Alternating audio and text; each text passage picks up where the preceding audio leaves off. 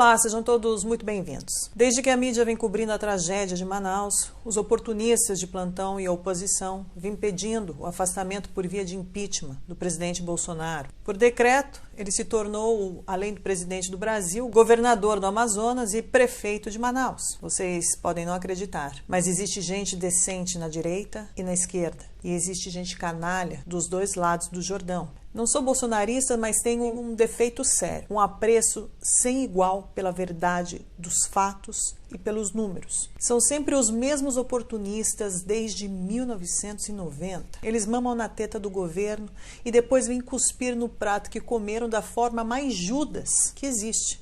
O pior é que a grande mídia e uma parte da população vai atrás do Judas. Direito deles, não é mesmo?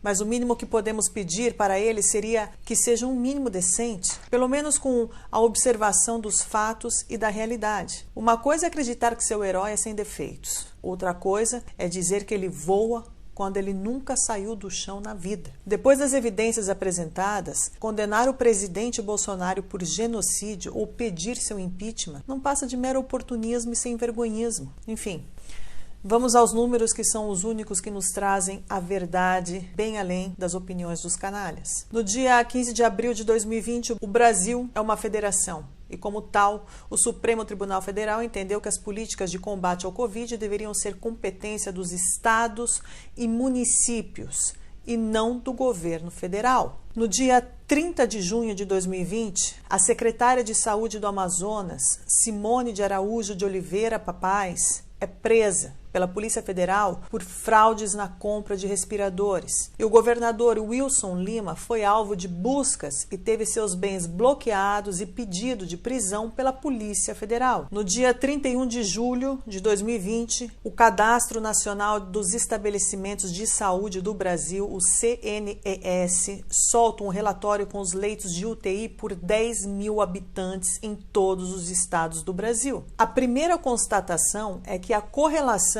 entre mais leitos e menos mortes não existe.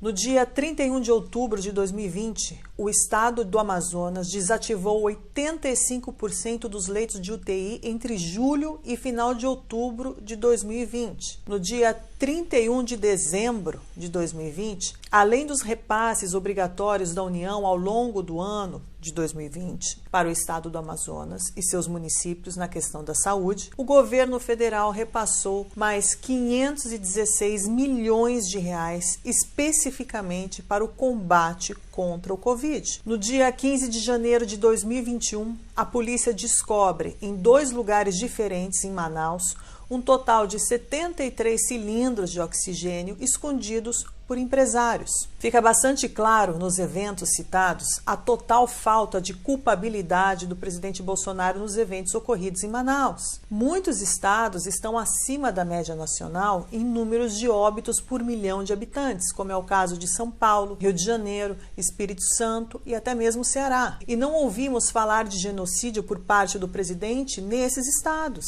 Por outro lado, os estados que estão abaixo da média nacional não geram também para o presidente o título de salvador de vidas. Portanto, essa dicotomia é uma falsa narrativa e fica demonstrado que o presidente não tem responsabilidade nem nos estados e nem nos municípios, como claramente declarado pelo próprio Supremo Tribunal Federal, conforme a sua própria decisão no dia 31 de julho de 2020. Podemos também ver que estados com alto índice de mortos por milhão de habitantes têm poucos leitos e outros têm muitos leitos. Ou seja, não existe conexão direta entre a quantidade de leitos e os mortos. Em medicina, e qualquer médico pode atestar essa afirmação, cada ser humano é diferente e reage de forma diferente a todo tipo de doença. Existem milhares de motivos para essas mortes serem tão diferentes de estado para estado. Isolamento e quarentena não explicam essas diferenças, nem leitos de UTI e nem as políticas sanitárias. Estados que aplicaram as mesmas medidas tiveram resultados completamente diferentes, como mostra